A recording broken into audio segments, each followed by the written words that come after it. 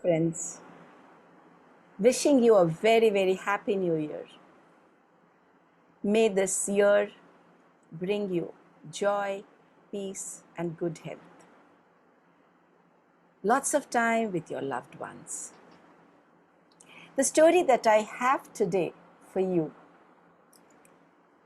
is named The Tree of Life, written by me, Anima Chatterjee, Ammu, as you know me as, for the storytelling. So, a story by Anima Chatterjee, The Tree of Life. How amazing it is to visualize life as a big oak tree with its huge branches spreading all around, encompassing and inviting one and all to take shelter and enjoy the shade. The tree of life. I was sitting on a bench under a big oak tree in the park. It was a huge tree that had 6 benches arranged under it. I have always found all the benches occupied, especially during the morning and evening hours. It was one of my favorite pastimes to sit quietly and watch others around me. That day was my 75th birthday. Sitting there, going down the memory lane, felt like a pleasant walk back in time for me. It was like watching a movie, replete with all the emotions of life. Fun, excitement, romance, failure, success, love, disappointment. All of these were there. What I realized, like what I had realized earlier as well, many a time, was how visuals of the past become soft and gentle with time. They lose their sting, their teeth, their fangs. No wonder then that people love visiting and revisiting their past. My love for life had always kept me active and busy, and my love for people had kept me connected with a large number of them, comprising family, close and distant relatives and friends. Sitting there under that huge and old oak tree somehow brought to my mind the analogy of the tree of life. Isn't our life just like a tree? We grow from a seed to a plant and then to a tree. We have branches, our relationships. I looked up and marveled at the constant chirping of the birds. It seemed like there were countless number of birds there. The tree had innumerable inhabitants, a variety of birds and insects, and even some monkeys. Children climbing from the other side of the tree caught my eye. Some of them were even hanging from the branches. The tall tree stood tall. The tree stood there, unshaken and unfazed by the treatment meted out to it. The evening was setting in. A cool breeze started to blow. The branches started swaying. I felt enchanted. My cell phone rang in my pocket. It was a call from my wife. Won't you come home early today? Everyone will start dropping in shortly. The birthday boy needs to be there to greet them, shouldn't he? Yes, sweetheart. As always, you are right. See you in no time. I smiled and I got up to leave. We were expecting around 20 people to come over in the evening.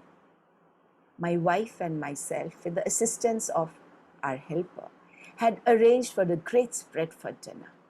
Both of us loved entertaining, and we indeed were blessed with so many loved ones. While walking back home, involuntarily, the movie of my life started playing again. So many troughs and crests in the sea of life. I could see myself in various situations. I could see the many highs and lows in my life. But something was common to all those visuals: the faces of our loved ones. A warm glow filled my very being. I saw a balloon seller at the corner of the road. I ordered 75 balloons, balloons of all the colors that he had, and asked him to deliver these to our address. I was pretty happy with my tree of life, where I could see myself as the strong oak tree with its huge swaying branches spread all around. Before I could ring the bell at home, the door opened. There stood my smiling wife, my best friend and companion for the past 50 years. Hand in hand, we walked together. I had a great birthday celebration. The evening flew past, chatting, singing, and reminiscing about the many beautiful memories that we all had shared together. All of us realized that, whatever the magnitude of the challenge, in hindsight, it looks like a tiny bump on the long road we have traversed in life. The only reason for this amazing truth is the resilience and fortitude we had shown at all those difficult times, and also the strong support from our near and dear ones that helped us regain our footing and balance, leading us to march along in life. It is like the sequoia trees, also known as redwoods, that are most massive trees on earth. The oldest known giant, sequoia, is more than 3,000 years old. They have survived for so long and have grown so well only because of their fascinating habit of holding on to each other by entwining their roots under the soil. Ah, nature, thou art the best teacher. No wonder, John Moore had said, in every walk with nature, one receives far more than he seeks. Ginny, with a tug at her heart and a smile on her face, looked up from the diary that she was reading. It was her father's diary, and her mother had given it to her when her father had passed away. Ginny, your father wanted you to keep this, she had said. Ginny and her father had always shared a beautiful bond of love. She had known her father to be passionate about life and had always seen him live it to the fullest. Like everyone else, he too had had his share of troughs, some very low ones too in life. But she had always seen him resurface and ride on the crests again. She remembered the day when the family was completely shattered with the news of her only sibling Jim dying in a terrible road accident. That too, at the tender age of 25. She herself was just about 30 then. Then the day when her mother was diagnosed with cancer. Jenny still felt the chill going down her spine, remembering her father breaking this horrible news to her over the phone. There were so many adversities, but never had Jenny seen her father give up. He would always hold on and also urge everyone in the family to keep going. No wonder he spoke of the tree of life. Jenny sat there for a long time with the diary folded on her lap. She was thinking of the times when she felt exhausted and defeated, with life throwing unexpected challenges at her. Was life being fair to her? Why me? And for how long? Would be the questions screaming in her minds. Slowly, she started feeling better. She felt as if her father was talking to her, telling her about the sprawling, robust tree that he had made his life to be. She was filled with a surge of warmth and hope. She was a part of that big tree, wasn't she? Yes, she would now help the tree grow even bigger and stronger. Her tree of life.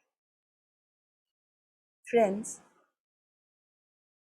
we all have our own tree of life. And what we make out of it, how strong, how robust we make it, and how big to provide shade and shelter to the future ones to come is all in our hands, or largely so. At least we can aim to do so.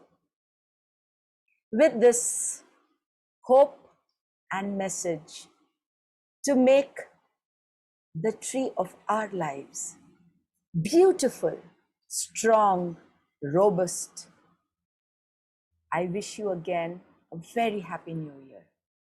Thank you so very much for encouraging me on my storytelling journey. Thank you for listening to this story. And I will come back soon again with the next. Till then, stay happy and stay blessed and make your tree of life big, big and bye bye.